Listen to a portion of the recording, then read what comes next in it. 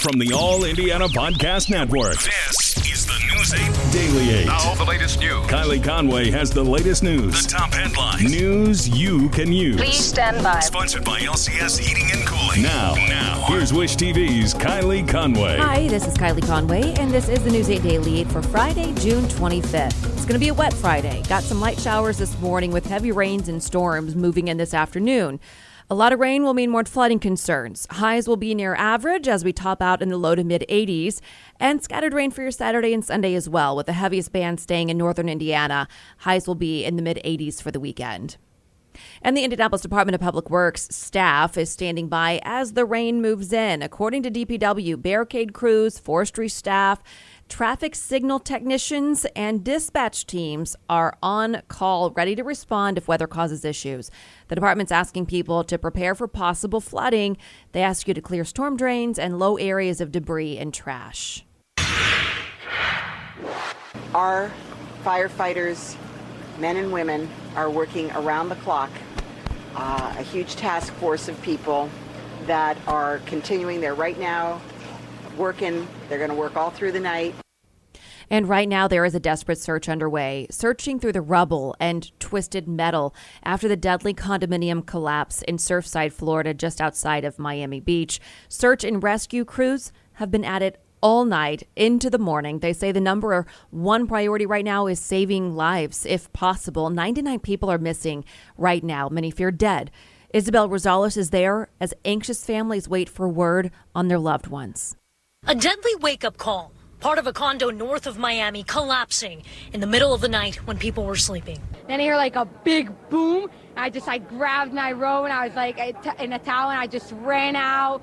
I left everything, my phone, my wallet, everything still in the apartment. Dozens of people still unaccounted for as search crews desperately look for survivors in the dark. I just started seeing people in the balconies with the flashlights of their phones asking for help. They were desperately yelling. One person confirmed dead. The rescuers fear the death toll may rise as they continue the massive undertaking of sorting through the flattened portion of the beachfront property. This process is slow and methodical. You see that every time there's a shift in the rubble, we have additional rubble that shifts on us. Family members anxiously awaiting word on their missing loved ones and desperately pleading for information. I found out that my nephew was here with a wife and 3 small children, 2, 6, and 9. They had an apartment there. You never lose hope. The big question, what caused the building to partially collapse? Authorities are not sure, but say there was construction on the roof of one tower. We need to find out why this building fell down, but today's not that day. Today's the day to save lives. So we're 100% focused on that. In Surfside, Florida, I'm Isabel Rosales. And a warning to be wary of unknown phone numbers. Police say there is a kidnapping scam going on in Fishers right now that tries to get people to send ransom money.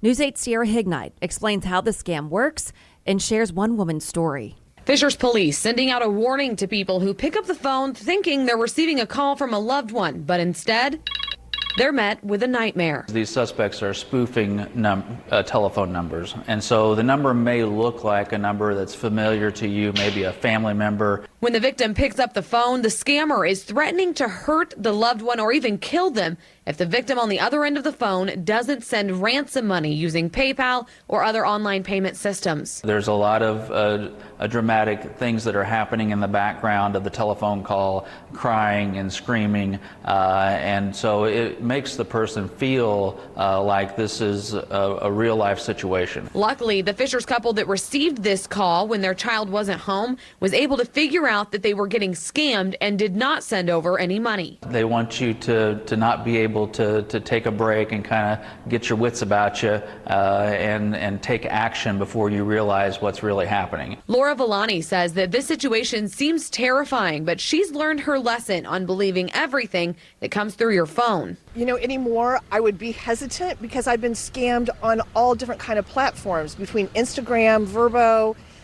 You just keep going on and on. Police believe the scammers are using Facebook and other social media platforms to get their victims' information and learn more about them, which is why they're encouraging you to up your security settings on all of your profiles. We've been thrown into a lot of situations where you have to guess now and really think. I'm Sierra Hignite for Wish TV, wishtv.com, and follow us on Facebook. And today is the sentencing for the former Minneapolis police officer convicted of killing George Floyd. Derek Chauvin goes in front of the judge this afternoon. Before the judge announces the decision, attorneys on both sides are expected to make final arguments. We could also hear victim impact statements from Floyd's family. Chauvin will have the opportunity to speak if he so chooses.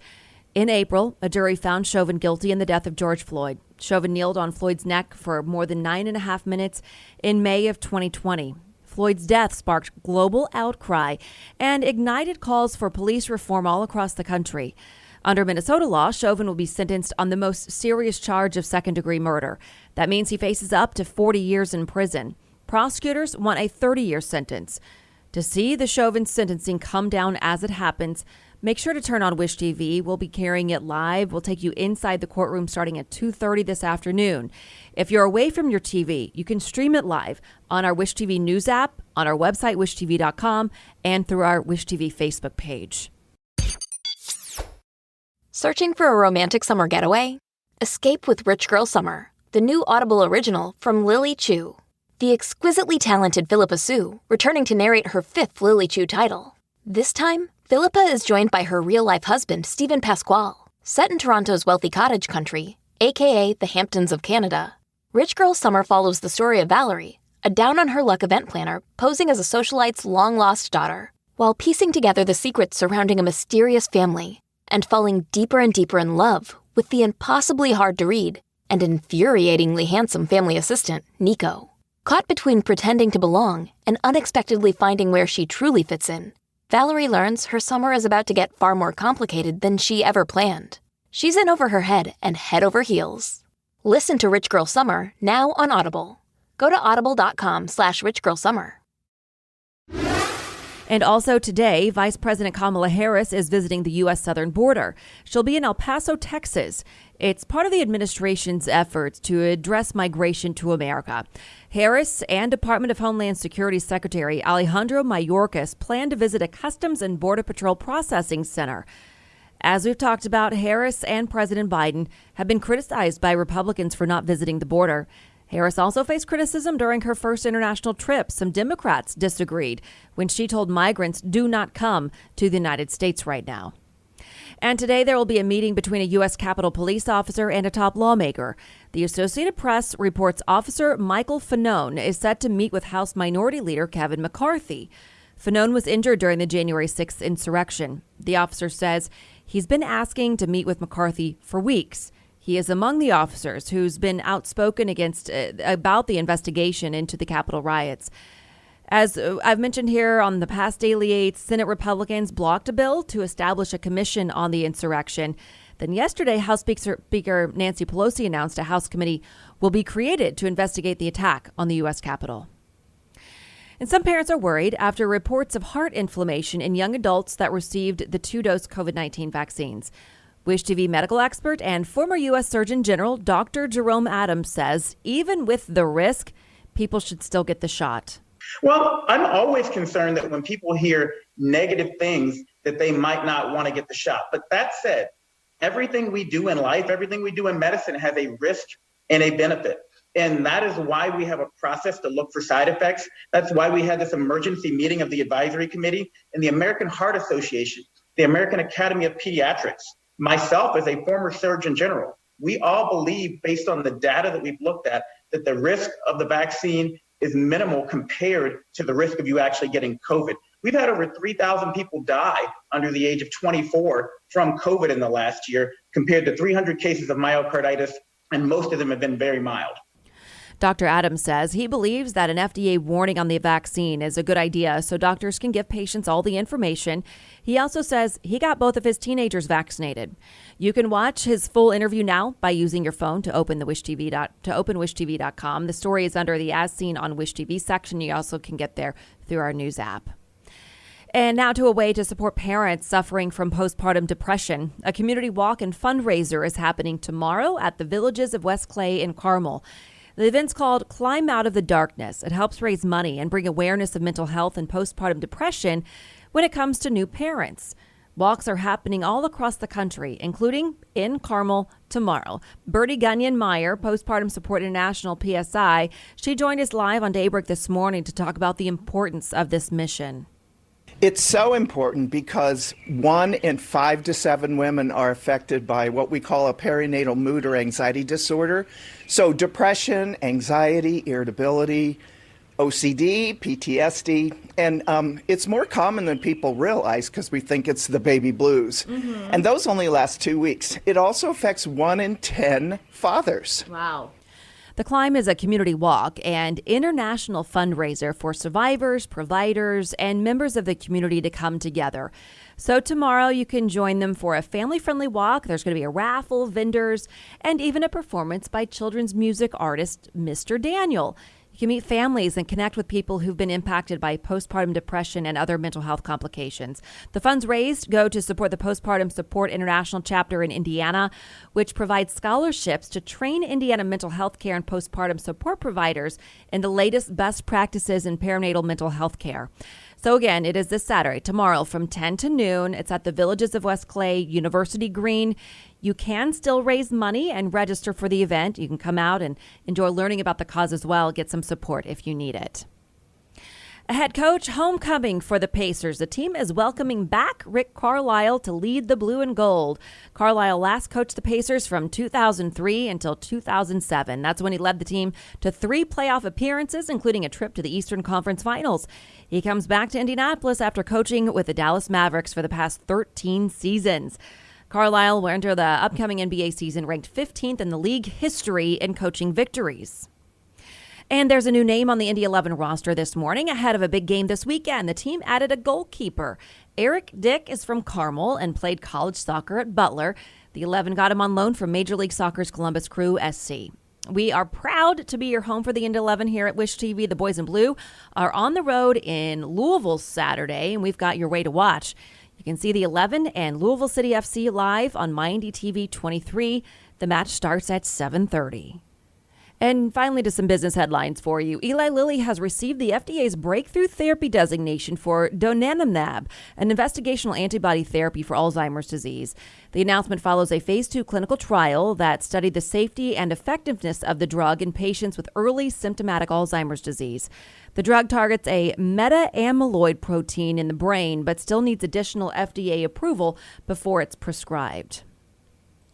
Carnival said its booking volumes on future cruises were up by 45% on a quarter-over-quarter basis. Carnival also said its cumulative advanced bookings for 2022 are ahead of its 2019 bookings. Due to several outbreaks aboard cruise ships last year, the cruise industry was one of the last sectors allowed to resume operations.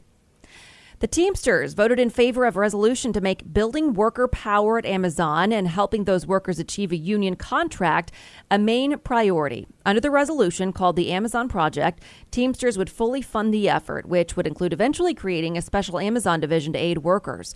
Teamsters said that 1,562 delegates out of 1,632, representing more than 500 local unions, voted in favor of the resolution. Amazon declined to comment on the matter.